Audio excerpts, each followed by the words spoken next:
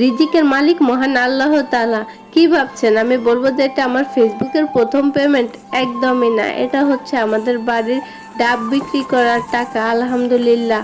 আমার শ্বশুর বাড়িতে 100+ নারিকেল গাছ আছে, আর সেইখান থেকেই আমরা প্রতি মাসে একটা হিউজ অ্যামাউন্টের ডাব বিক্রি করি, আর যেটা থেকে আমাদের আলহামদুলিল্লাহ মোটামুটি ভালোই আয় আসে।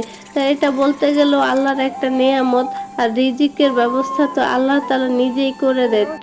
এরপর আমি দুপুরে রান্না বান্নার কাজে হাত দিলাম। আমার হাজবেন্ড ওই সময় কয়েকটা ইলিশ মাছ নিয়ে এসেছে, একদম মেঘনা নদীর টাটকা ইলিশ মাছ। তো আমি ভাবলাম যে কচুর লতি দিয়ে কিছুটা রান্না করি আর কয়েকটা তাজা তাজা ভেজে নিই। আসলে এই কচুর লতি দিয়ে ইলিশ মাছটা আমার খুবই পছন্দ।